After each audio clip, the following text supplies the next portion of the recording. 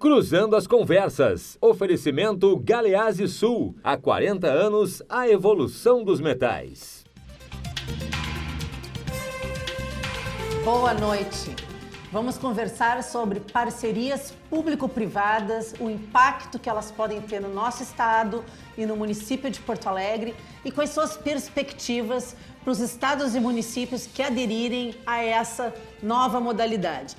Temos duas pessoas que entendem muito do assunto aqui conosco hoje. Bruno Vanuzzi, hoje secretário especial extraordinário de parcerias estratégicas do Estado, foi secretário municipal de parcerias estratégicas, implantou o projeto, deu toda a modelagem inicial do projeto da iluminação pública, que há 2 semanas atrás foi um recordista no leilão em São Paulo, e o Marcelo Spilk, que está na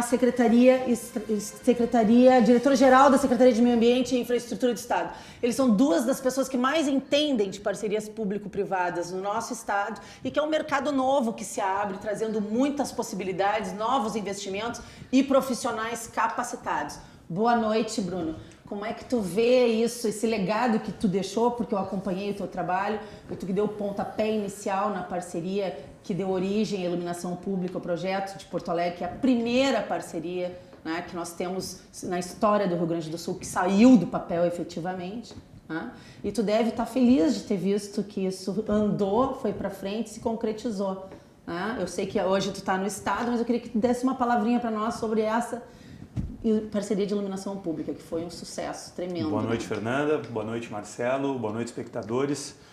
Então, os projetos de infraestrutura hoje, que no Brasil tem maior destaque, são projetos com recursos de iniciativa privada para infraestrutura pública. Então, nós temos um sem número de necessidades em termos de políticas públicas no Brasil e uma quantidade muito limitada de recursos. A fala mais recente aí do presidente do BNDES, Gustavo Montezano, explicita isso muito bem. Nós temos um estoque de capital aqui no Brasil extremamente limitado e uma quantidade de necessidades praticamente infindável. Nós temos aí um déficit na área de saneamento, em torno de 50% da população não tem acesso ao esgoto tratado. Talvez uns 20% não tenham nem acesso à água. Iluminação pública, rodovias, aeroportos, transporte urbano, todas essas necessidades precisam urgentemente de investimentos.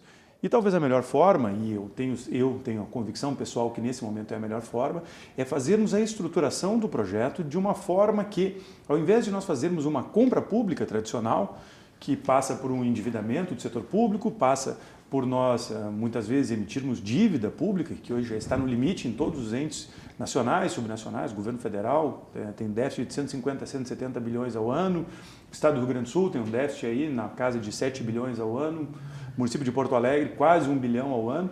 Nós podemos sim atrair a iniciativa privada para que ela coloque essa infraestrutura. Então nós podemos, ao invés de que o capital privado invista em talvez uma fábrica de bolsas ou talvez uma lancha de luxo, por que não construir uma ponte, construir uma estrada, um hospital, fazer a reforma da iluminação pública de Porto Alegre? E aqui no Rio Grande do Sul nós temos aeroportos, hidrovias, o Parque Zoológico, o Marcelo vai poder explicar um pouco melhor. Esse projeto é uma saída muito boa para os estados e municípios que se encontram com restrição de investimentos quebrados, né, financeiramente, porque o percentual que eles têm que dar de contrapartida é muito menor do que se eles tivessem que fazer a obra sozinhos, né, Bruno? Claro, nós conseguimos antecipar os investimentos. Assim, nós temos hoje, digamos, uma quantidade limitada de recursos para investir. Digamos que um determinado município tenha um contingente de 100 milhões de reais para investimentos total ao longo de um ano. Se ele fizer uma contratação tradicional, ele poderá fazer um investimento de 100 milhões por ano, teoricamente isso.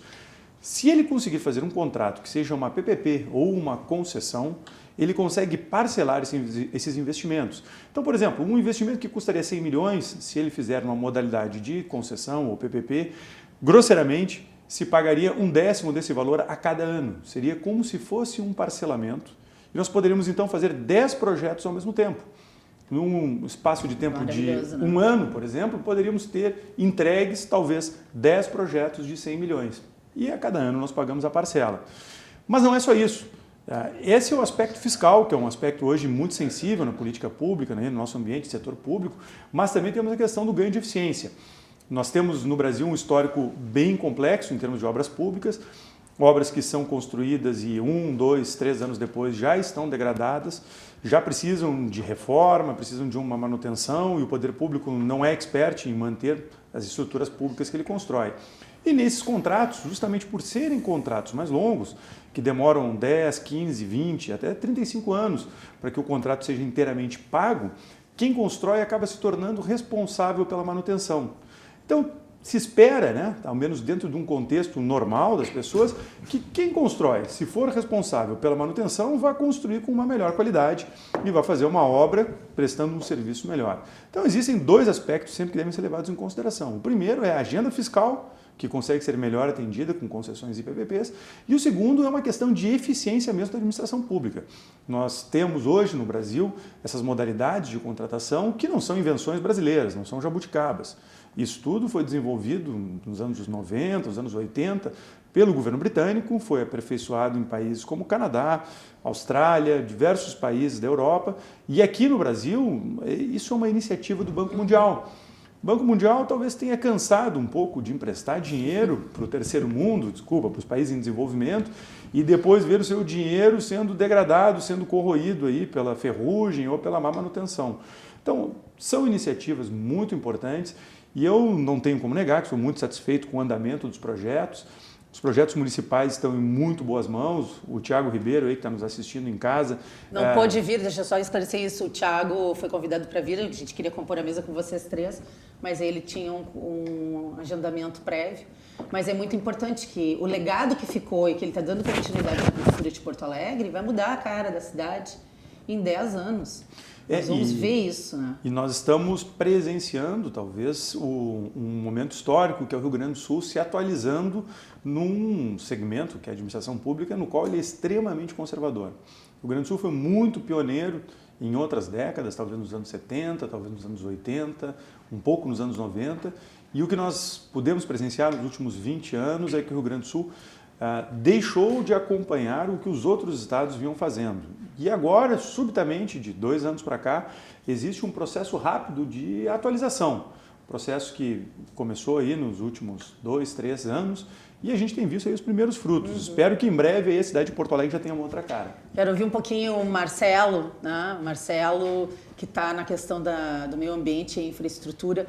Conta para nós como é que se pretende fazer essa parceria, né, envolvendo o zoológico, porque isso foi alvo de muito preconceito no início, logo que foi falado. Aliás, isso a gente pode aprofundar esse tema depois, porque muitas das pessoas que nos assistem não sabem a diferença entre privatização, parceria público-privada, concessão, e as pessoas acabam misturando um pouco as coisas, achando que tudo está sendo vendido e que não vai ter retorno público. As pessoas fazem um pouco de confusão. Eu acho importante que, tendo 2 especialistas aqui na mesa hoje, a gente possa deixar bem claras essas diferenças e as vantagens, né, de cada um. Mas conta para nós como é que vai ser esse projeto. Certo. Bom, boa noite, Fernanda. Boa noite, secretário Bruno Vanuzzi. Boa noite aos telespectadores que nos assistem. É um prazer estar aqui discutindo um tema tão caro, né, tão importante aí para o desenvolvimento aí do nosso estado, do município e da União também, né, por que não dizer. E realmente é um tema apaixonante. Eu e o secretário Bruno já temos aí algum tempinho que a gente vem trabalhando em alguns trabalhos conjuntos aí, né, nesse tema. E importante quebrar esses paradigmas mesmo, né, Fernanda, como tu colocaste, porque as pessoas confundem realmente. As pessoas confundem achando que tanto concessão quanto PPP são processos de privatização e não. Então, só para diferenciar, a privatização é quando existe uma transferência definitiva do bem para o privado. Ou seja, existe uma transferência de um prédio público, de um bem público para o privado e isso não retorna mais para o Estado. E uma concessão é quando uma concessionária, né, participa de uma licitação, vence a licitação e ela tem o direito de explorar comercialmente esse bem público, ou ela tem que construir o bem público, fornecer serviços e com isso ela vai ser remunerada por meio de tarifa, no caso de uma concessão comum, ou então por meio de uma contraprestação paga pelo setor público e ainda pode ter uma modalidade mista, que é a contraprestação paga pelo setor público mais uma tarifa. Então, esses 3 tipos de concessão formam a concessão comum e os 2 tipos de PPP. Então, na verdade, a PPP é uma concessão também, tá? É importante que se diga.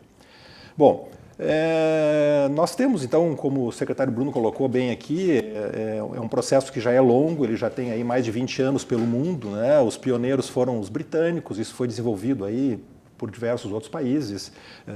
No Brasil já existe um histórico relativamente grande de concessões a partir dos anos 90, principalmente rodovias, pelo DENIT, alguns estados.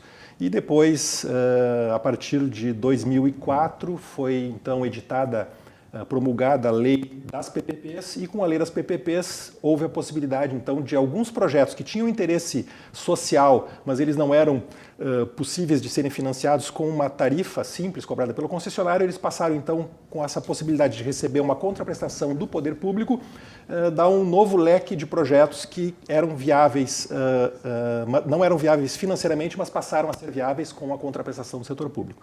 E aí se desenvolveram muitas PPPs, principalmente nos entes subnacionais, principalmente nos municípios e alguns estados. Então nós temos aí os estados, principalmente Minas Gerais, foi que pioneiro, começou com uma unidade de PPP muito bem estruturada, com poucas pessoas, mas muito focada, muito determinada e tocando vários projetos. Alguns outros estados, como São Paulo, que é a locomotiva econômica do país, né?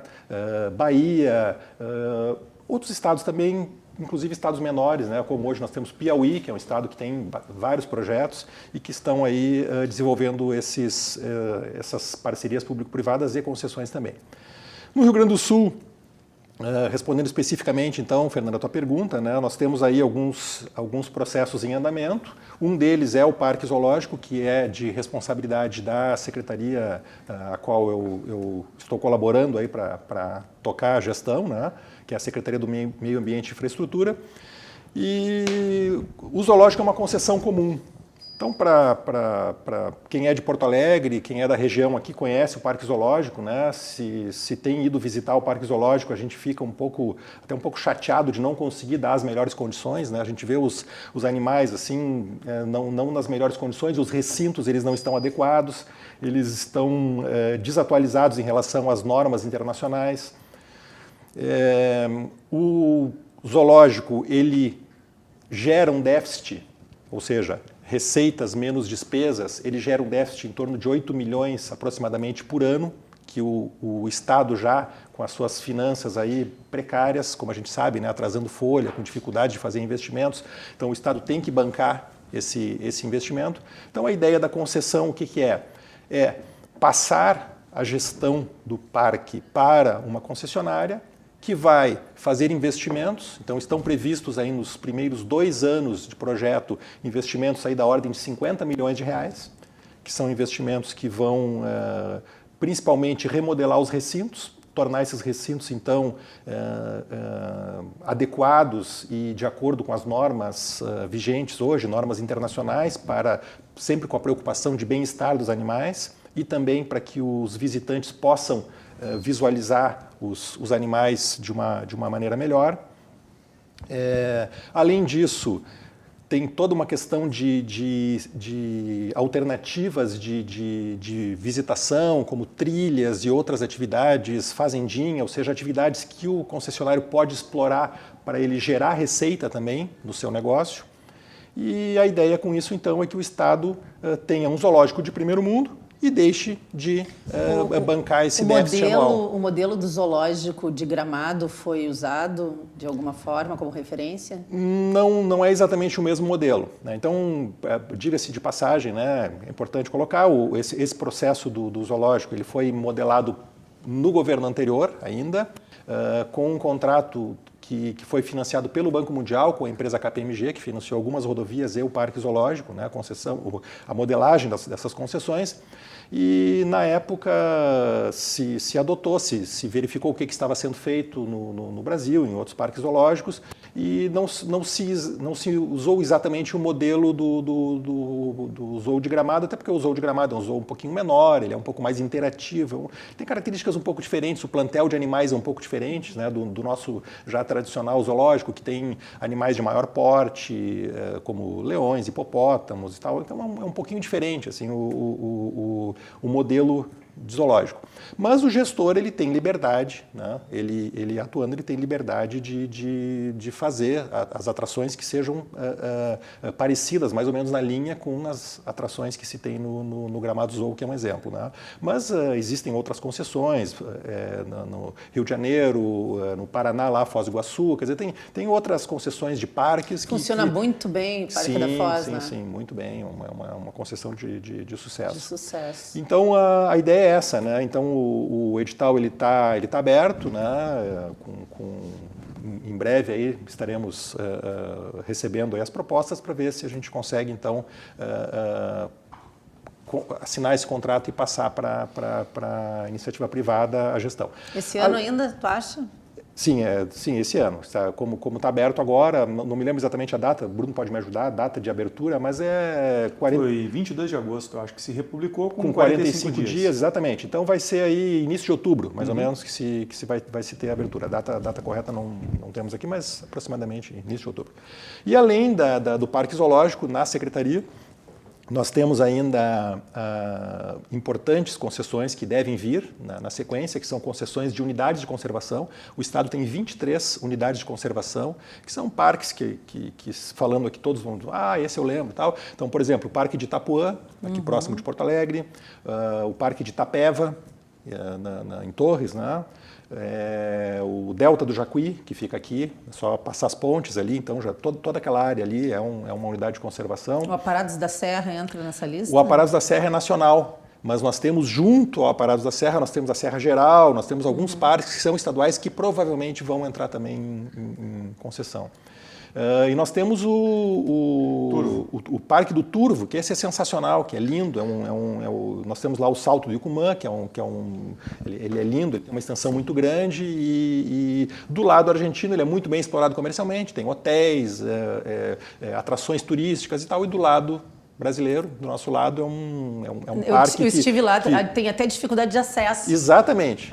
Então, para ter uma ideia, nós temos um convênio com o município de Derrubadas, que é o município onde fica o parque. Então, o município colabora com pavimentação do acesso, com a construção de um banheiro e tal, justamente porque a gente não tem recursos para fazer uma melhor gestão do parque e torná-lo mais atrativo para os visitantes. Então, em função disso, a ideia é também concedê-lo para a iniciativa privada para que se possa, então, em algumas atividades comerciais ele ser explorado e, com isso, a concessionária ter receita para melhorar essa Marcelo, isso infraestrutura. pode, inclusive, dar um upgrade no turismo gaúcho, né? Sim, certamente. Porque os nossos parques são lindos, né? As pessoas que têm esse costume de fazer trilha sobre qualquer condição já sabem. Mas com um acesso um pouco mais facilitado, a gente pode atrair muitas outras pessoas para esses parques. Não, sem a menor dúvida, Fernanda. Os parques, realmente, eles são áreas muitíssimos ricas, muito lindas e que hoje a gente tem dificuldade de acesso, né? Por exemplo, nós temos aqui o Itapuã, que é na região metropolitana, aqui próxima, no município de Viamão, e que nós temos hoje, de todas as praias, somente uma praia que é aberta ao público. As outras praias só consegue chegar lá quem chega de barco.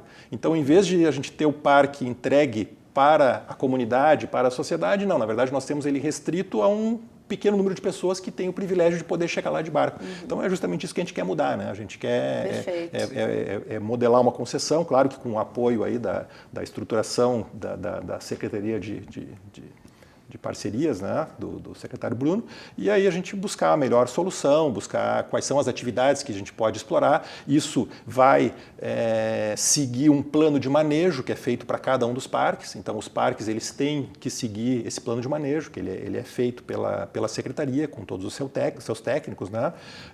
Nós temos alguns que já têm plano de manejo, outros nós estamos com eles em execução. Nós temos agora uma diretriz do ICMBio, né, que é o Instituto Chico Mendes, que é nacional. Então, nós tivemos um evento há pouco tempo que nós recebemos uma técnica do ICMBio em que ela nos passou hoje como a União está fazendo. É um plano de manejo muito mais sintético do que vinha sendo feito e com alguns anexos. E quando se precisa fazer alguma alteração, se altera o anexo sem precisar mexer no plano de manejo. Mas é muito mais prático. Então, muito mais prático, muito mais fácil e com isso a gente vai conseguir. E o ICMBio tem uma expertise muito boa em concessões, né? Sim. O ICMBio é pioneiro no Brasil em concessões de parques. Sim. Esse é um ponto-chave, né? Claro, e além disso é um instituto também reconhecido mundialmente, né, pela sua qualidade, pela sua expertise. E além disso nós temos uma outra questão que é a regularização fundiária, né? Então também quando se delimita uma área de parque, algumas áreas são privadas, tem que comprar aquelas áreas, indenizar, tem questão de invasões, quer dizer, tudo isso tem que ser regularizado para que se possa então fazer as concessões dos parques. E ainda tem mais um projeto importantíssimo que nós não falamos aqui e que o edital já está na rua, que é a PPP da Corsã. Porque a Corsã... Essa eu quero provocar no tema, essa é importantíssima. Porque a Corsã também é vinculada à nossa secretaria, né? O saneamento, na gestão, até a gestão anterior, o saneamento fazia parte da Secretaria de Obras. A partir dessa gestão, ele se juntou, né? Ele foi agregado pela Secretaria do Meio Ambiente e Infraestrutura, até porque saneamento e meio ambiente tem tudo a ver, né? Porque a gente fala em saneamento, rede de esgoto e tal, mas ao mesmo tempo a gente está poluindo, jogando dejetos nos mananciais, quer dizer, não adianta nada. A gente vê isso muito em Porto Alegre, né? Com o eterno revitalização do Rio Guaíba. Então, essa é uma PPP também que teve seu processo iniciado lá ainda nos 2011, no governo Tarso ainda, foi feito lá uma PMI em que foi selecionado lá um projeto, foi contratada a Price, que fez a modelagem junto com a Corsã. A Corsã também não tinha expertise. Nesse período todo, a Corsã desenvolveu essa expertise. Hoje tem um grupo técnico na Corsã com um conhecimento fantástico em PPPs. O pessoal realmente aprendeu muito. E hoje, essa PPP da Corsã foi já aberto o edital, extremamente elogiado, um projeto com um interesse fantástico. Tem várias empresas interessadas que têm feito contato aí tanto com o Estado em geral, né, mostrando interesse e deve ser um projeto bastante interessante e que vai mudar a vida das pessoas, né? Perfeito. Que é isso que a gente estava falando lá no início, né? Que esses projetos são projetos para mudar a vida das pessoas.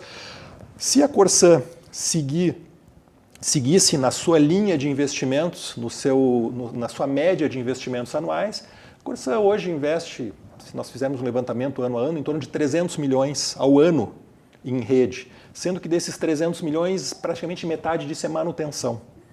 Então, digamos que consiga investir 150 ou 200 milhões por ano, é muito difícil conseguir levar a universalização do saneamento para todo o Estado, né? Ou aí para os 416, se não me engano esse é o número, né?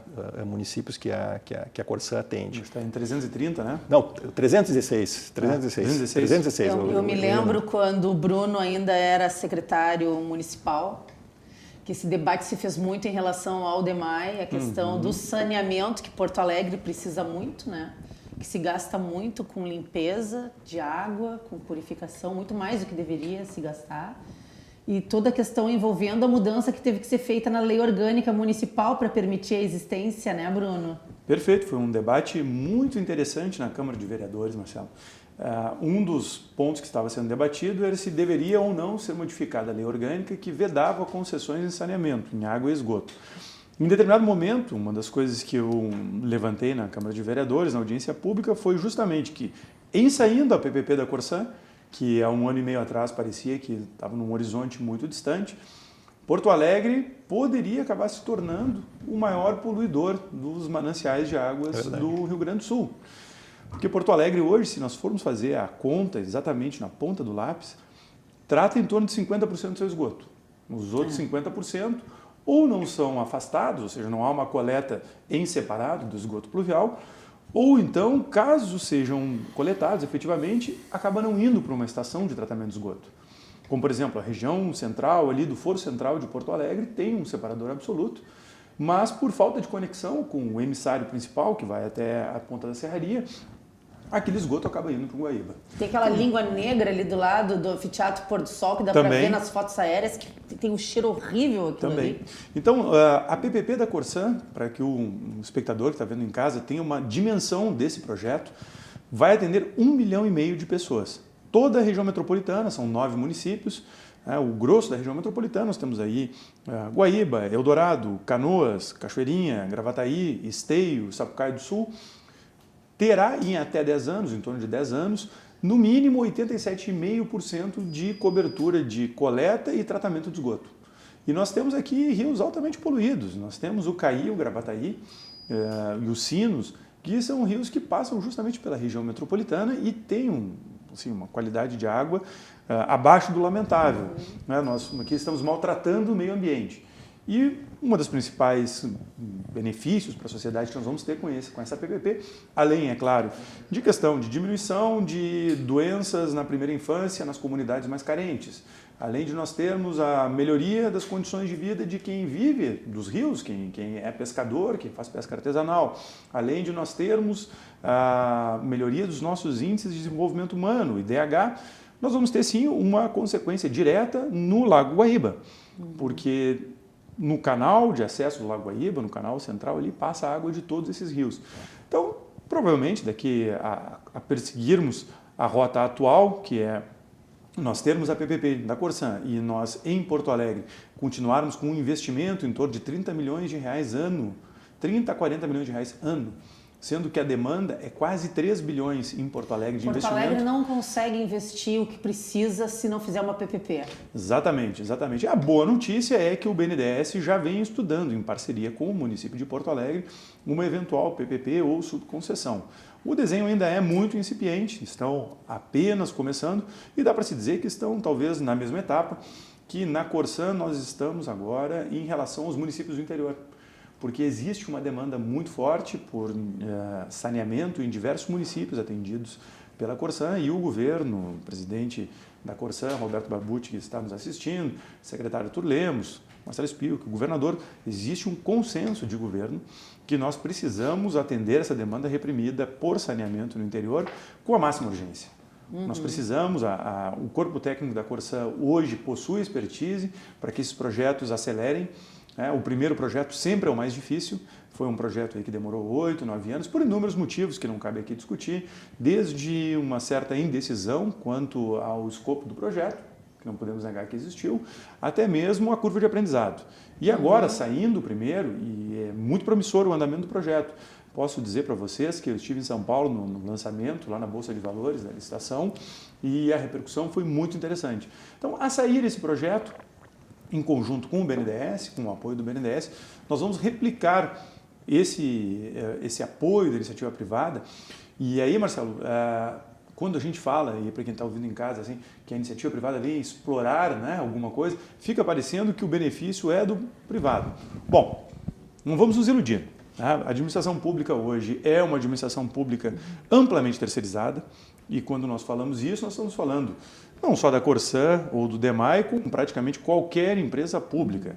Quem está lá na rua cavando buraco, no mais das vezes, é funcionário de uma empresa privada. Então, já existe um sem número de empresas trabalhando nas nossas empresas públicas, prestando serviços, ganhando o seu lucro, porque afinal de contas esse é um país de livre iniciativa, só que sem assumir riscos, porque afinal de contas fazem a obra e recebem o pagamento, e também sem um comprometimento do seu próprio orçamento, do seu próprio balanço. Eles fazem a obra e vão recebendo vis-a-vis. E na PPP, que esse é um grande detalhe que eu acho que nós falamos aqui no início, em questão de atrairmos recursos, é que, por exemplo, o projeto da PPP da Corsan trará 1 bilhão 870 milhões de reais privados no saneamento dos gaúchos. Ou seja, esse é um dinheiro que está vindo de fora da iniciativa privada para dentro da administração pública, para trazer saúde, saneamento, meio ambiente, e tudo isso é inovação. Isso vários estados já fizeram esse dever de casa. São Paulo, por exemplo, tem a Sabesp, que é a Companhia de Saneamento do Estado de São Paulo. A primeira PPP do Brasil foi lá, na Sabesp. E a Sabesp tem 6 contratos como esses. Lá eles produzem água, tratam esgoto, fazem afastamento de esgoto, eliminam o lodo, tudo em parceria com a iniciativa privada. Sabesp tem uma capacidade de investimento limitada, vem uma empresa que normalmente prestaria serviços para a Sabesp, como as empresas efetivamente prestam, só que ao invés dela prestar serviço mediante imediato pagamento, ela coloca os seus recursos, a sua expertise, a sua técnica, antecipa as obras, começa a prestar os serviços, fazer a manutenção do ativo e recebe ao longo do tempo do contrato. Bruno, é correto dizer que com uma melhoria de gestão é de onde vem a forma de remuneração dessas empresas que entram como parceiras? Porque muitas vezes se perde muito recurso no desperdício. Eu vou usar aqui como exemplo o próprio DEMAI, a questão dos vazamentos, da água tratada que se perde no meio do caminho, né? E que no momento que tu tivesse uma PPP que fosse rever toda essa parte da rede que está defeituosa, que está antiga, velha, enferrujada mesmo, haveria sim um ganho, né, de produção. Bom, esse é um debate riquíssimo, um debate para um bloco inteiro, Fernando. E esse debate... Tem muita gente que pergunta, mas de onde é que tem dinheiro para pagar? Eles não estão dando esse investimento de graça. Esse dinheiro não está vindo assim porque eu gostei da cara do município, vou ali botar um dinheiro. Não, há um retorno financeiro para o investidor. Né? Claro, como há também um retorno financeiro para um empresário que presta um serviço tradicional 8666. O lucro sempre existe, a gente não pode se iludir, né? As pessoas só trabalham mediante remuneração, desde o servidor público, como eu e o Marcelo, nós somos servidores aqui, eu tenho de Estado 10 anos, mas incluindo setor federal, mais de 20 anos de serviço público. Eu trabalho por remuneração. Mas assim, existe uma frase que um economista que trabalhava comigo na prefeitura uma vez me falou e me gravou. A PPP e a concessão é uma forma de nós capturarmos a eficiência da iniciativa privada. Perfeito. E trazermos essa eficiência para o setor público. Por que o setor público não tem essa eficiência? Porque as pessoas não querem, porque as pessoas são preguiçosas? Não, nada disso. Nada disso. Nós temos uma burocracia, que é uma burocracia que decorre em parte, talvez da nossa tradição latina, lusitana, de que a nossa administração pública ela é formalista, né? Ela está muito amarrada aos procedimentos e não aos resultados. E nós não conseguimos fugir dessa lógica. Essa lógica dos procedimentos é o que evita, talvez, que aconteçam até menos escândalos do que poderiam acontecer. Imaginemos se não existisse a Lei 8666 das licitações. As compras no Brasil seriam talvez mais ágeis, mas aconteceria todo tipo de coisas inacreditáveis, indescritíveis e pouco republicanas. Mas então, se nós temos que fazer um sistema, por exemplo, de saneamento tradicional, 8666, nós temos que fazer uma licitação para execução dos dutos, das redes coletoras. Outra licitação, eventualmente, para a estação elevatória. Outra para a estação de tratamento de esgoto. Depois, uma licitação para fornecimento de material químico. Depois, um concurso público. Cada um com um fornecedor diferente. Pode Exato. ser, né? Exato. A tendência é essa. E todas tentando fechar no mesmo prazo para começar a prestar o serviço ao mesmo tempo. Só que uma tem recurso judicial, a outra não tem. Uma vem recurso da União, que falta recurso. Outra tem recurso do Tesouro, que faltou recurso. Impugnação em Tribunal de Contas, então, erro de projeto. Nunca casam as coisas. Então acontece isso. Às vezes fica lá... E às vezes umas caducam e a outra não saiu ainda. Aí tem assim, tem uma estação de tratamento de esgoto que está pronta. Poxa, mas não tem nada ligando. E aí assim, tem a notícia na TV dizendo, olha, isso aqui é desperdício do dinheiro público. Muitas vezes não é, muitas vezes é uma licitação que foi suspensa por uma discussão entre concorrentes, entre licitantes. Então, o conceito da PPP, da concessão, é de integração de contratos, se integra os contratos. Isso é muito bom. Claro, para evitar que hajam pontas soltas. Estava discutindo hoje com o secretário de Planejamento de Caxias do Sul o projeto, que é um projeto ainda para mais alguns anos, do aeroporto de Vila Oliva. O aeroporto precisa ser construído, mas também precisam ser construídos os 2 acessos viários. Requalificado o acesso para Caxias do Sul e uma nova estrada até Gramado. Eu estava conversando com ele, olha, isso aqui talvez a gente tenha que integrar os 2 projetos, as rodovias com o aeroporto. Usar mais inteligência, né? Porque senão nós podemos chegar a um ponto de ter um aeroporto e não ter estrada, ou termos a estrada e não termos aeroporto. Então, isso é uma coisa tão comum no Brasil de acontecer e as pessoas não se perguntam por quê. É o beco sem saída que a administração pública se colocou. E esse beco sem saída talvez não tenha uma resposta simples, porque as dificuldades, os procedimentos estão tão arraigados à nossa cultura que não é simplesmente revogando a 8666, e aí o Dr. Luiz Roberto Ponte, aí, um dos padrinhos da 8666, sabe a minha opinião, que a 8666 é, não digo um mal necessário, mas é uma formalidade necessária. Sem ela talvez estivéssemos pior. Mas não resolve tudo. Esse que é o porém. Por isso, as tais das concessões e PPPs. Esses são processos de eficiência da administração pública. E nesse ponto, Fernando, eu acho que é muito importante a gente sempre destacar. Existe aqui no Rio Grande do Sul uma certa resistência ideológica ao tema. E essa resistência ideológica... Vamos aprofundar esse tema no próximo bloco, porque eu quero muito falar da resistência ideológica. Então vamos chamar os comerciais e na volta participe pelo WhatsApp 999-339894. Mande a sua mensagem para a gente, que a gente lê no ar.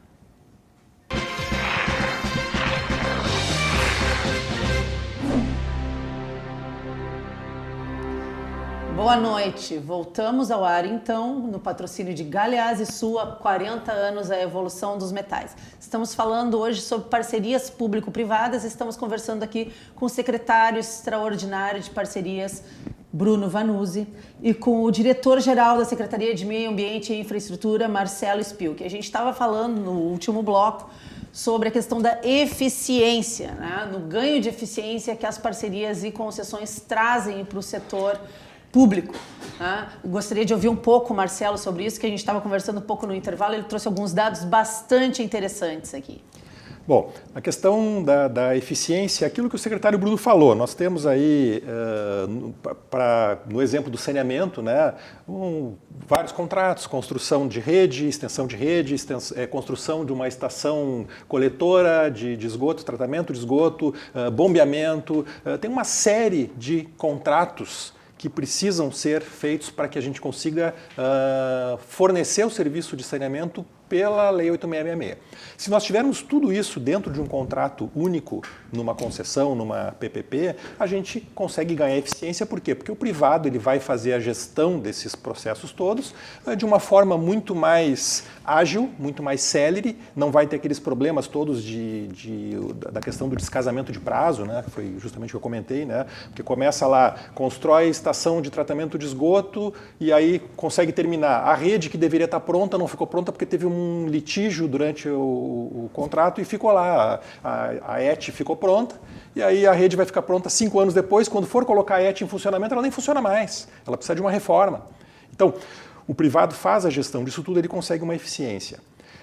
O exemplo que a Fernanda bem colocou aqui, as fugas de água, né?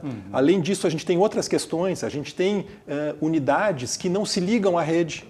Então, por exemplo, tem a rede de saneamento lá que passa na rua e a unidade residencial ela não se conecta. Então, qual é o incentivo da companhia estadual, qual é o incentivo do Estado de ir lá buscar? Poxa, o funcionário do Estado, ou mesmo a empresa terceirizada que faz esse serviço, ela vai chegar lá e vai dizer, olha, eu tenho aqui que eu preciso ligar tantas unidades, então ele vai lá, faz o seu trabalho, recebe o seu valor e pronto. Agora, num contrato de PPP, um dos incentivos para a remuneração da concessionária é justamente a quantidade de unidades que vão ser ligadas. E a fiscalização é feita pelo Estado, né? Essa é a parte que cabe ao Estado, é a fiscalização do contrato. O Estado ele muda um pouquinho o seu papel. Ele deixa de ser o executor e ele passa a ser o regulador e o fiscalizador do contrato. E essa fiscalização ela pode ser feita de forma direta ou indireta. Em geral, nesses grandes contratos, a gente tem a figura de um verificador independente, que é uma empresa contratada especificamente para isso. Ainda, sobre a questão das perdas de água. Então, isso pode também ser mensurado. Ou seja, à medida que a empresa, que a concessionária, ela vai diminuindo essas perdas de água, ela pode ir melhorando a sua pontuação e, com isso, a sua contraprestação é melhor. Ou seja, ela tem incentivo financeiro para isso. Então, a experiência mundial que se tem com esses processos, com essas modelagens de concessões e PPPs, é que quando o contrato consegue gerar incentivos para o privado ser eficiente, o contrato dá certo. Porque aí o privado ele vai fazer um esforço para ser bem remunerado, para conseguir ter uma contraprestação melhor ou uma tarifa melhor.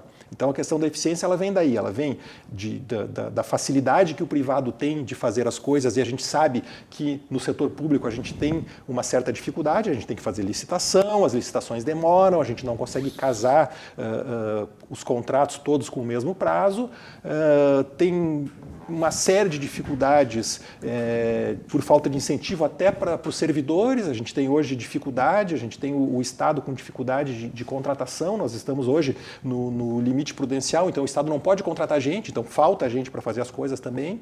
Então, queria falar com vocês dois, eu queria ouvir um pouquinho sobre a profissionalização das equipes, né? Sim. Porque eu vou usar como exemplo, que eu conheci o caso, quando o Bruno era secretário municipal, que foi feito toda uma seleção especial, trouxe gente de tudo que é lugar do Brasil para trabalhar na secretaria, cada um especialista na sua área, era uma secretaria enxuta, mas ultra profissional. Né? Como é que vocês fazem? Porque é uma área nova, tem poucos profissionais ainda no Rio Grande do Sul. O que vocês fazem para catar esses talentos ou as pessoas têm que fazer algum tipo de qualificação extra, no caso dos funcionários já da casa? É verdade, essa é uma dificuldade, porque não se forma um profissional que conheça com uma certa profundidade concessões e PPPs de uma hora para outra. Se fala aí que em torno de 4, 5 anos é o tempo, mais ou menos, o tempo médio para se ter um profissional que conheça bem essa área. No estado do Rio Grande do Sul, como os primeiros processos lá de PPPs que acabaram não dando certo lá no governo Ieda, que era a PPP da estrada da rodovia RS 010 e dos presídios, acabou não dando certo, mas ali surgiu já na Secretaria do Planejamento algumas pessoas que começaram a trabalhar nessa área. Depois,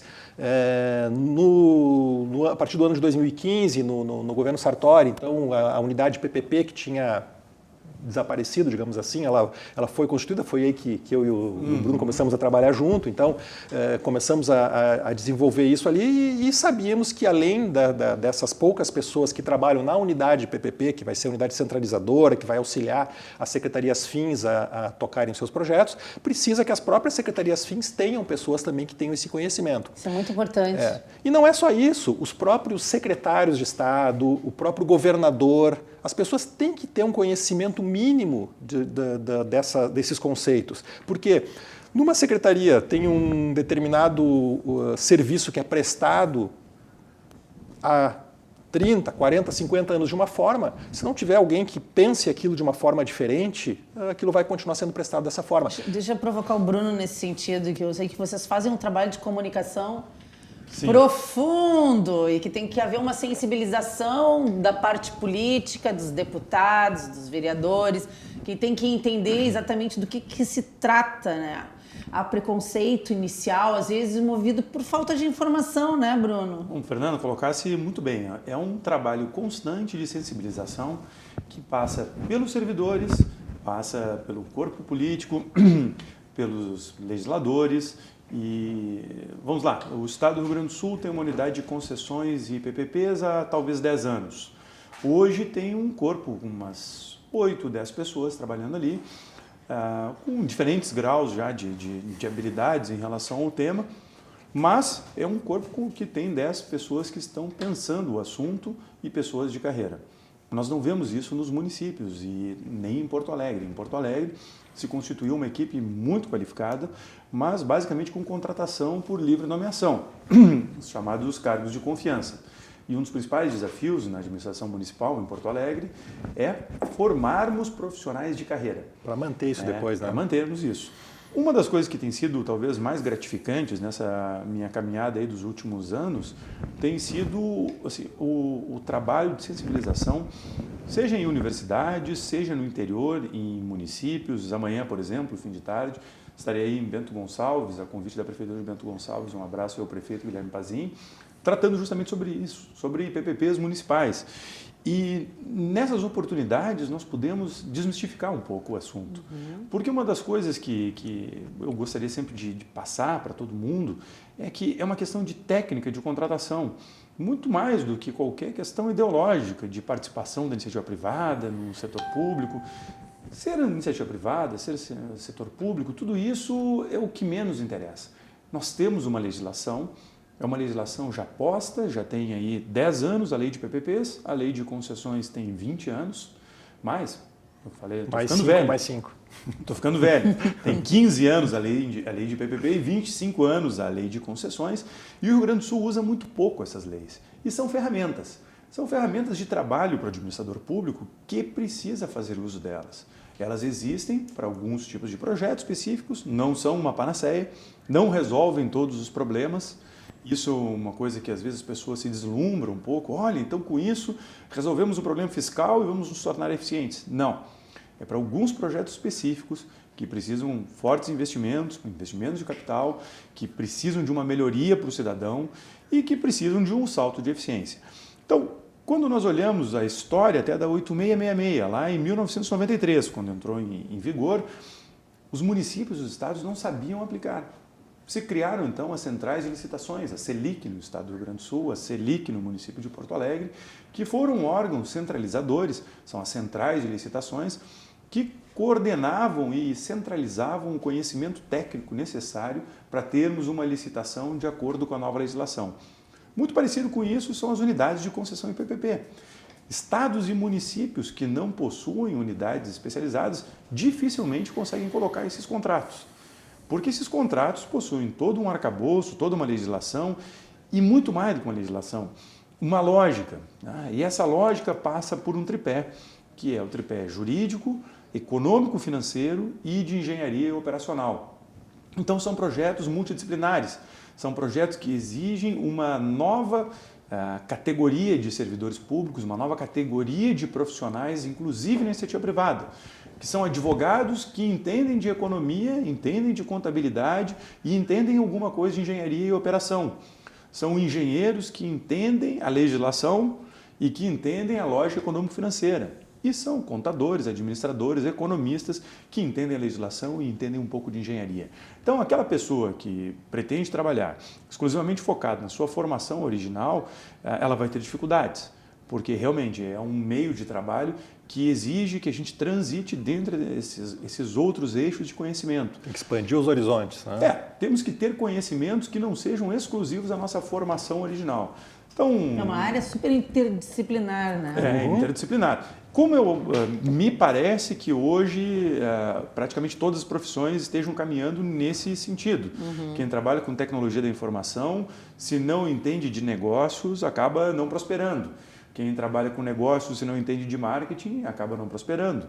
Quem trabalha com marketing e não entende, vamos lá, de tendências demográficas, psicologia, não prospera. Então, eu tenho muita satisfação de trabalhar com isso.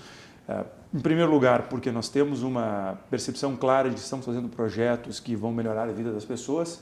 E eu acho que aí tem um ponto que o Marcelo ia mencionou aqui no intervalo, mas acabou sobrando para mim. O 1 para 4? O 1 para 4. O 1 para 4. Mas deu a fonte, 1 para 4. 1 para 4, para o espectador que está em casa, é o seguinte. Esse é um estudo sempre referido, mas muito denso e muito fundamentado, de que para cada real ou dólar investido em saneamento se economizam R$4 ou dólares, 4 dinheiros em saúde. E isso, existem dados muito bem documentados em relação a saneamento e mortalidade infantil. E desidratação por problemas de estomacais na primeira infância. E em algumas cidades do interior, os números são gritantes. Claro, o pessoal da Corsã que me perdoe aqui o exemplo, não gosto desse exemplo, mas assim, é um exemplo que nós temos no Rio Grande do Sul. Uruguaiana foi uma cidade que teve números reduzidos em termos de internações hospitalares da primeira infância de 300 para 10 crianças ao ano. Nossa. Por conta de projeto de saneamento. Muita coisa. Se não é 300 para 10, é 300 para 30, mas assim, foi uma redução brutal, na escala de 90% ao longo do processo que houve de ampliação do atendimento de saneamento básico. Então, o saneamento básico é uma coisa que não atende só o plano do meio ambiente, não atende só o plano da saúde, atende tudo isso. E gira a economia. Então, se nós imaginarmos aqui 2 bilhões quase de recursos vindo de fora para o Rio Grande do Sul, ou mesmo da iniciativa privada, se for um investimento gaúcho, e sendo injetado na economia, o que isso gera de empregos, o que isso gera de tributos, o que isso movimenta fornecedores, movimenta mão de obra, isso tudo é desenvolvimento econômico. Claro. Então, são projetos que dão uma satisfação muito grande para quem trabalha. Acho que eu e o Marcelo nos conhecemos aí há 4 anos e pouco, trabalhando na unidade de concessões e PPPs do Estado do Rio Grande do Sul, lá em 2015, e das primeiras coisas que quem começa a trabalhar com isso se dá conta isso pode fazer diferença. Isso pode fazer a diferença na vida das pessoas, porque é extremamente frustrante para o servidor público, para o funcionário público que trabalha nessa área de desenvolvimento humano, desenvolvimento das condições de vida, trabalhar com a escassez de recursos. Infraestrutura também, quase nunca tem para investir. Então, nós agora estamos comemorando R$300 milhões para uma operação tapa-buracos nas nossas rodovias. Só que nos nossos próximos assuntos, né, RS 287, né, que é uma rodovia que está passando por um processo final de estruturação, provavelmente nos próximos meses, esperamos aí que fim de outubro teremos publicação digital. Notícia aí, fim de outubro teremos a comunicação. Todo mundo quer saber quando é que nós vamos ter a concessão das rodovias.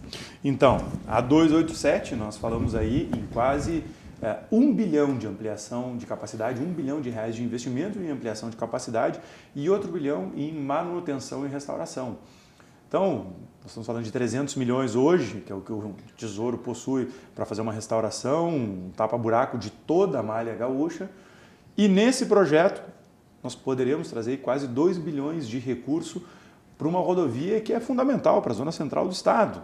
Uma rodovia que é uma artéria que traz toda a produção aqui para a região metropolitana e que liga até a Uruguaiana. Claro, a concessão não vai até a Uruguaiana, vai até Santa Maria, vai até a entrada do Camobi, mas conecta com a 386, que é uma rodovia que recém foi concedida em um projeto federal e quem é da região já está observando as obras. Né?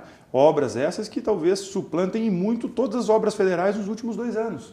Em poucos meses, uma concessionária está fazendo mais obras do que o governo federal fez E com muito mais celeridade, né, Bruno? Isso é importante dizer. É uma agilidade até na negociação com fornecedores. Enquanto a negociação com fornecedores do poder público é extremamente formal, através de uma licitação, e às vezes nós sabemos que a licitação acaba gerando uma coisa chamada seleção adversa, por inúmeros fatores que às vezes são alheios à vontade do administrador público, nós acabamos não contratando obrigatoriamente o melhor fornecedor. E isso gera um sem número de problemas, atrasos de obras, dificuldades na qualidade dos serviços, a fiscalização difícil. Enquanto numa concessão, o concessionário, primeiro, tem o dever de prestar um bom serviço. O verificador independente, que o Marcelo se referiu, é uma auditoria permanente que está vinculada a esses contratos, é um outro contrato administrativo, uma empresa exclusivamente da área de auditoria, que verifica se o contrato está sendo adequadamente prestado. E isso serve, inclusive, de suporte para o servidor público desse lado de cá, que faz a fiscalização, que muitas vezes se vê pressionado, e por um lado o Tribunal de Contas, por outro lado o Ministério Público, por outro lado o fornecedor com o seu poder econômico, por outro lado com o tempo, a pressão de tempo para testar notas. Então o verificador independente serve para amparar o servidor que faz a fiscalização, mas também para ser um olhar atento e isento, né, ao menos é o que se espera, a respeito desses contratos. Então existe um sem número de vantagens que nós aqui no Rio Grande do Sul por muito tempo ideologizamos. E uma coisa que eu sempre ressalto nessas minhas andanças aí por interior é que isso não é questão de ideologia, isso aqui é uma questão de eficiência. Tu falou andanças do interior, eu vou fazer aqui uma chamada rápida para um dos patrocinadores, depois eu quero que vocês dois nos falem um pouco sobre a parceria com os municípios do interior, se o governo do estado está ajudando, está trocando conhecimento, como é que isso está funcionando. Mas vamos lá, a gente tem o parceiro Mais Sons Clínica de Audição. Vocês sabiam que cerca de 80% das pessoas que colocaram aparelhos auditivos não se adaptam? Isso acontece porque os aparelhos atuais apenas amplificam o som. Agora, olha o que a tecnologia faz. Uma notícia muito importante para quem tem perda auditiva. A Mais Sons Clínica de Audição fechou uma parceria com uma empresa europeia de aparelhos auditivos. Isso significa que a clínica de audição está com um lote de aparelhos auditivos com funcionamento por indução magnética. Essa tecnologia é a mais moderna do mundo. São aparelhos invisíveis, automáticos e com adaptação instantânea. Os estudos recentes da neurociência comprovam que essas próteses são capazes de estimular novos neurônios no sistema nervoso central, melhorando a audição, a memória e a parte cognitiva do paciente. Para ter a sensação de escutar com essa nova tecnologia, você deve ligar para o número 3061-7373 e agendar uma avaliação e um teste auditivo. Aproveite essa oportunidade que a Clínica da Audição trouxe até você, lembrando que o número de aparelhos com essa tecnologia de indução magnética é limitado. Gente, é muito importante porque a gente não tem noção de como as pessoas ficam com a vida prejudicada por não ouvirem direito. Então, se vocês têm parentes com esse problema de audição, tá aí a dica. Mais Sons Clínica de Audição. E agora me falem sobre a parceria com os municípios do interior, porque vocês estão dizendo que como é difícil ter gente capacitada no governo do estado, eu fico imaginando nos municípios, que esse assunto é totalmente inovador, né? Como é que fica isso? É pior ainda, né? Bom, nós temos muitas iniciativas nos municípios. Por incrível que pareça, vários municípios do interior talvez tenham saído na frente. Porque nós temos prefeitos que são pessoas empreendedoras. No interior, nós temos muitos políticos que não têm uma carreira exclusivamente política, são pessoas que vêm da iniciativa privada e quando entram no setor público, buscam inovações. E aí tentam se cercar de profissionais. Nem sempre é fácil estruturar bons projetos, os projetos são sempre muito desafiadores, e existem várias ferramentas para que acessem boas iniciativas. Existem os procedimentos de manifestação de interesse, existem consultorias, existem os próprios bancos multilaterais. Nós temos aqui em Sapucaia do Sul, por incrível que pareça, o Banco Mundial atuando na PPP de iluminação pública. O IFC, que é o braço de estruturação de projetos do Banco Mundial, está trabalhando na estruturação da PPP de iluminação de Sapucaia. Nós temos o BNDES trabalhando na estruturação da PPP de iluminação de Pelotas e do consórcio Centro-Sul. Isso é um novo caminho que o BNDES está construindo nos últimos anos, que tem sido muito bom, muito produtivo. Pode dizer que ele é um dos melhores parceiros hoje para isso, Caixa Econômica também? Não tenho dúvida que o BNDES hoje é talvez assim, a melhor ferramenta que nós temos à disposição. E o BNDES assumiu esse papel com mais força ainda agora com o novo presidente, Gustavo Montezano. Uma das últimas visitas, aliás, a única visita dele na condição de presidente aqui no Rio Grande do Sul, ele mencionou que em torno de 20% da força de trabalho do BNDES será alocada nesse setor, de estruturação de projetos de concessões e PPPs. O BNDES mudou um pouquinho o foco, né, de uns anos para cá. Então, exatamente, ele passou de ser aquele banco de fomento, de simplesmente fazer o financiamento e tal, passou para as modelagens, ou seja, auxiliar os estados, auxiliar os municípios a fazer a modelagem das concessões e PPPs. E também no PPI, né, ele passou a ser o gestor, né, do fundo e ele recebeu algumas atribuições que ele não tinha. Então o BNDES realmente mudou. E hoje, se nós pegarmos todos esses processos aí que o Estado tem hoje, estratégicos, a questão das privatizações que nós temos aí sim, falando em privatizações, né, que nós temos aí as privatizações da CE, da Sulgás e da CRM, além das novas PPPs, das novas concessões, de um possível IPO da Corsan, todos esses processos eles estão debaixo de um guarda-chuva que o Estado firmou um termo de cooperação com o BNDES em maio e já temos aí outros contratos em andamento. Por exemplo, o contrato de privatização da CE já foi assinado. Foi assinado agora recentemente, no mês passado. E os demais vêm pela frente porque realmente eles têm expertise e o modelo que eles têm hoje para conseguir fazer um grande número de trabalhos ao mesmo tempo, ele é um modelo bastante interessante que nós acreditamos aí, por isso passamos então a esse estágio aí de BNDES como sendo o nosso principal parceiro nessas modelagens. Deixa eu provocar um tema aqui que me é muito caro. Eu estive estudando o projeto do governo federal, o Futurice. E o Futurice, uma das coisas que ele apresenta é a possibilidade de parcerias público-privadas envolvendo as universidades federais na área de pesquisa, em outras áreas, diversas áreas. Né? E a comunidade, inicialmente, parte da comunidade, deixar isso bem claro, acadêmica, se ressente, já achando que isso envolve privatização do ensino, perda de poder do núcleo acadêmico, etc. A gente ainda tem muito preconceito e falta de informação em relação a PPPs. Por isso que eu acho que o trabalho que vocês fazem ele é importantíssimo e tem que ser feito diariamente, é cansativo, né? A cada projeto ir lá apresentar, mas não tem como fazer de outra forma. Até acho que o governo federal podia ter explicado bem melhor, espero que ainda faça isso, porque esse projeto Futurice, as universidades que não...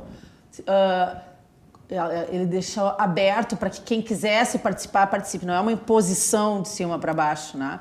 Mas as universidades que não entrarem no projeto, elas com certeza vão ficar para trás, porque vão deixar de receber recursos privados em áreas importantíssimas, mas a gente sabe que o governo tem dificuldade em investir em tecnologia e inovação na educação. Bruno, a gente vai ter algum tipo de PPP na educação no Estado? Tem conversado com o secretário e com o governador sobre isso? Seja voucher, seja charter school, algum modelo de escola menos pública, tradicional? Olha, contamos que sim. O governador vem analisando as alternativas. Nós temos na educação, no ensino técnico, principalmente, muito espaço de oportunidade para melhoria. Nós temos dificuldades na infraestrutura física das escolas técnicas. As escolas técnicas precisam de um salto de qualidade. E no ensino médio, ensino fundamental, tem sim muita coisa sendo analisada, mas isso depende de um amadurecimento. Nós vimos hoje, por exemplo, a nomeação dos novos coordenadores regionais da Secretaria de Educação, que passaram por um processo de meritocracia.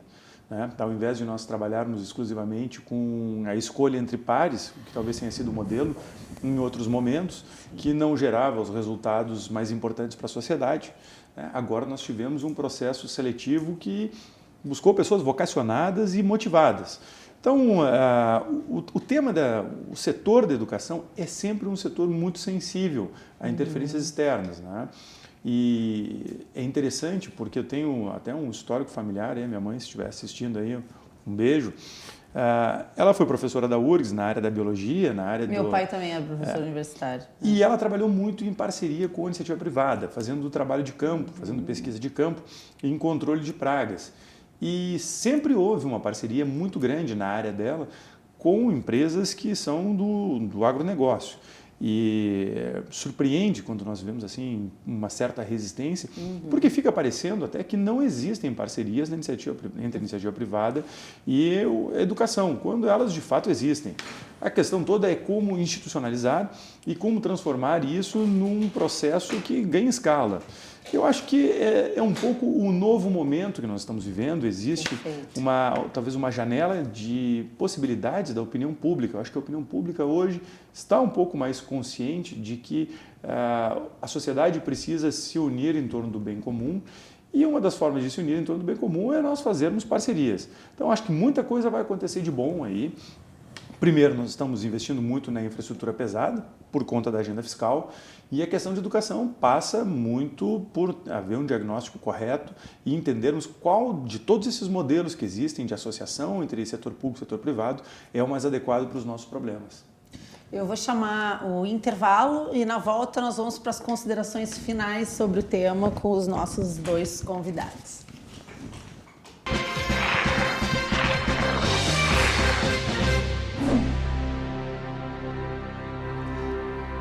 Boa noite, então estamos no último bloco do nosso programa sobre parcerias público-privadas, num oferecimento Galeazzi Sul, há 40 anos, a evolução dos metais. Estamos com o secretário Bruno Vanuzzi e com o diretor Marcelo Spilk.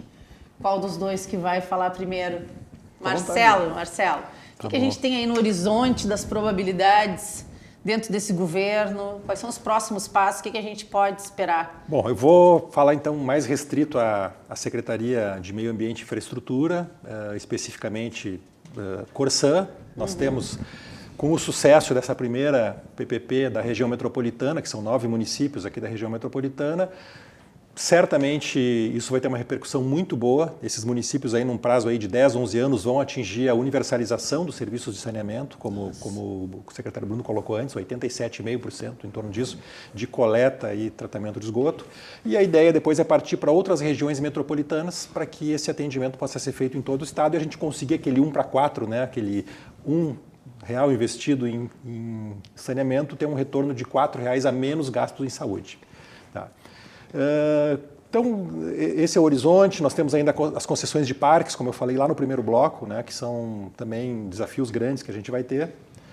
Mas eu queria dar uma pinceladinha ainda sobre a questão do preconceito e da ideologia. Nós falamos no bloco anterior sobre as PPPs de educação, né? Então, nós tivemos oportunidade, até em momentos diferentes, eu e o Bruno tivemos em Belo Horizonte conhecendo lá o projeto pioneiro no Brasil, né? Então, para ter uma ideia, quando foi lançada a PPP da educação lá das escolas, que é uma PPP que trata da infraestrutura das escolas, ou seja, o ensino ele continua na mão dos professores, houve uma reação muito forte lá. O pessoal não queria, o sindicato reagiu forte, os professores não queriam que o projeto saísse. Quando as escolas começaram a ficar prontas, o que aconteceu? Todos os professores queriam ir, e até hoje querem, ir dar aula nessas escolas. Por quê? Porque são escolas de primeiro mundo, bem construídas, e que se estragou a bomba de água, que toca água para o reservatório, se teve um problema na parte elétrica, no ar-condicionado, o diretor da escola, que é um professor, não tem que ficar correndo atrás de, olha, vê quem vai fazer isso, liga para não sei quem e tal. Não, ele simplesmente entra no sistema e coloca lá um problema, relata um problema que a concessionária tem algumas horas ou dias, dependendo do que for, para resolver. Se ela não resolver, ela vai ter a sua contraprestação descontada. Então isso é um incentivo, aquilo que a gente está falando, incentivo à eficiência. Então o que acontece?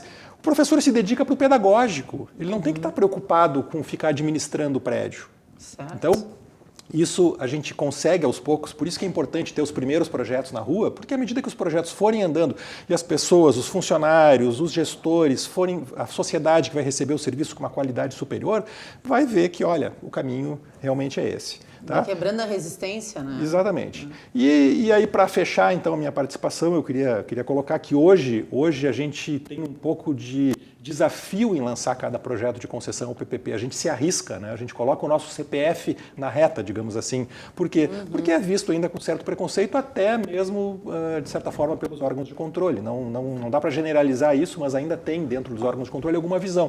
Então, posso fazer um projeto ruim pela Lei 8666. Ok, sem problema nenhum.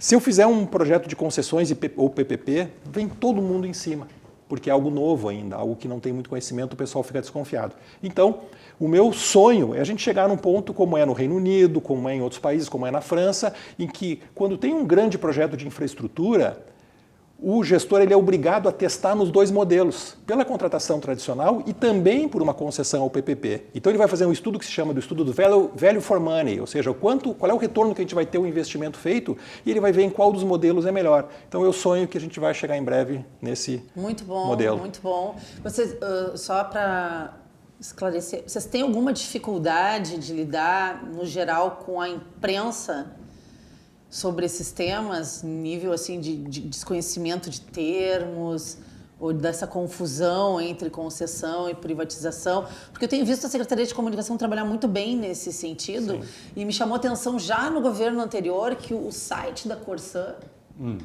que vinha apresentar a ideia do projeto das PPPs, era um site meticulosamente bem feito. Até a gente andou olhando como exemplo de site bem feito, que ali tu conseguia entrar e tu ia tirando todas as tuas dúvidas. Mas tu via que era um trabalho feito justamente para dirimir, não era só para divulgar e esclarecer, sim. Era para dirimir ensinar, qualquer preconceito em relação ao tema. Isso é muito importante. Né? A imprensa está também num processo de aprendizado, como todos nós passamos, como o Estado, os servidores estão passando, como os gestores, secretários, a sociedade toda está aprendendo sobre isso. Então a imprensa também está no seu papel, ela está evoluindo. Então, problema, às vezes troca um termo pelo outro, tal, mas isso nada que atrapalhe. Não, eu diria até um pouco mais. Eu diria que dentro desse tripé que nós falamos aí de estudos jurídicos, econômico-financeiros, estudos de engenharia, a parte de comunicação também está ali. Eu acho que podemos botar mais um quarto eixo dentro desses projetos.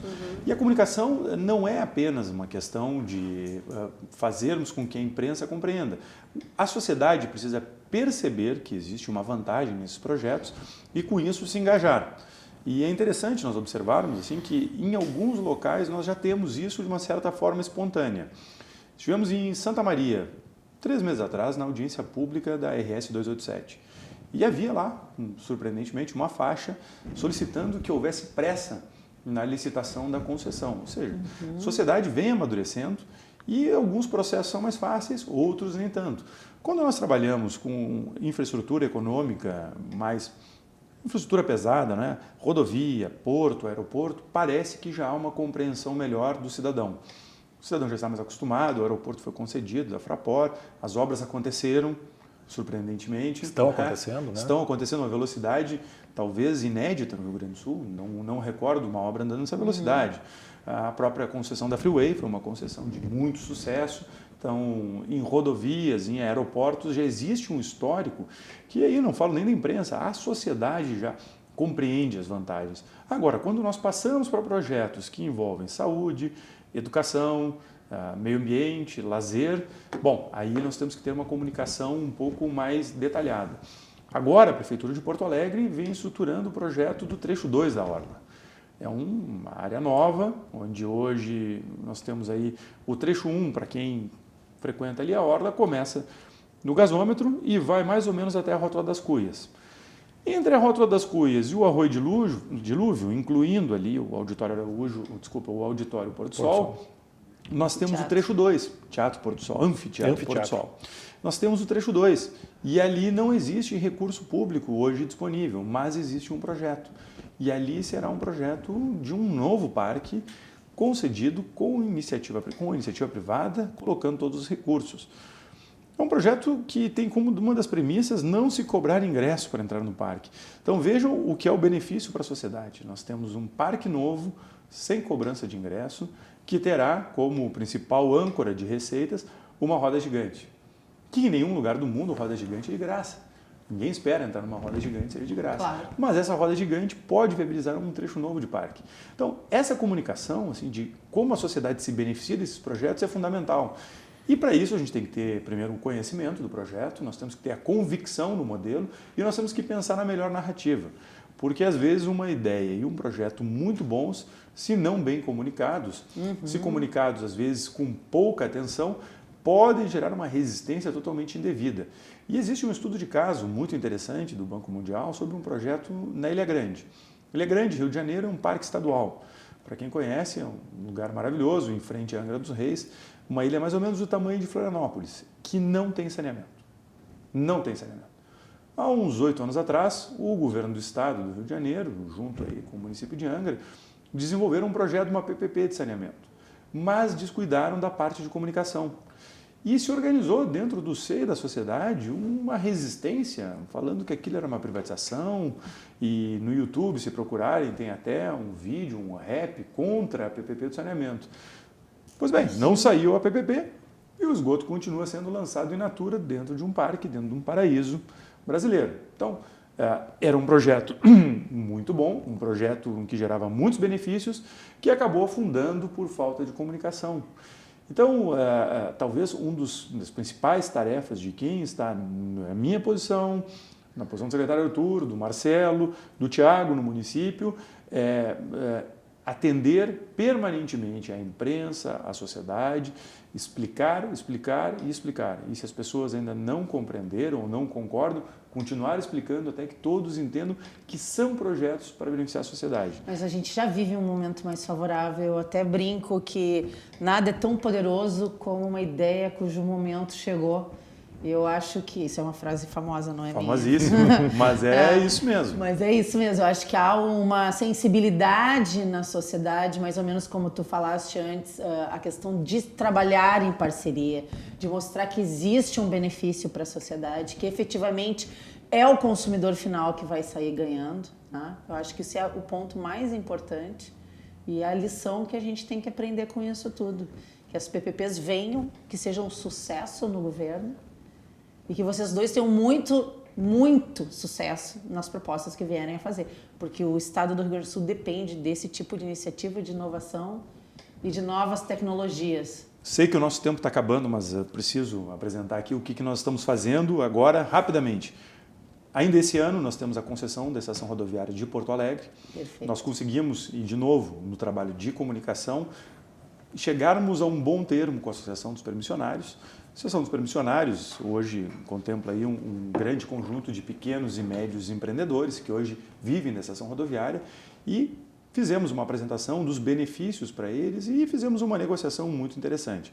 Estamos agora na fase final de licenciamento ou de emissão de diretriz de licenciamento com a Prefeitura de Porto Alegre. Nós temos 2 rodovias, a RS 287 e a 324, também em fase final de estruturação, e o Parque Zoológico já aberto. E agora vem um novo pacote de concessões, que nós temos quase 1.000 quilômetros de rodovia, e aí nós falamos basicamente das rodovias que hoje já têm pedágio, que são as rodovias da EGR, da Empresa Gaúcha de Rodovias, mais um conjunto de rodovias na região da Serra e rodovias complementares, para que nós possamos ter aí rodovias de qualidade, onde há uma necessidade hoje já reprimida. Nós temos 2 projetos de hidrovias. Uma das hidrovias é o canal de acesso de Rio Grande, que tem uma tarifa já, mas precisa de permanente dragagem. E a outra são as águas internas aqui do Rio Grande do Sul, que poderá incluir terminais em Porto Alegre, Rio Grande e, eventualmente, aqui Cachoeira do Sul. Nós temos um projeto interessante também, que é a construção, e aí a construção e operação da parte física de um presídio. E o Rio Grande do Sul provavelmente será projeto piloto, junto com Santa Catarina e São Paulo, semelhante com o que aconteceu, por exemplo, na PPP Educacional de Belo Horizonte. Há um receio por parte das corporações, por parte dos servidores públicos vinculados a esses ativos? Talvez haja. Nós precisamos comunicar para que eles compreendam que são melhores condições de trabalho. Então, para o agente penitenciário que trabalha num presídio, que hoje tem uma condição de trabalho realmente difícil, com uma infraestrutura precária, esse tipo de projeto vai possibilitar que ele trabalhe num ambiente sadio e que nós tenhamos aí a recuperação dos internos. Mas isso aí tudo a gente vai detalhar na nossa próxima visita aqui, Fernanda. Que maravilha, maravilha. Obrigado, boa noite para quem nos acompanhou até aqui. E comecem a semana com esse monte de boas notícias envolvendo futuro de projetos para o nosso estado.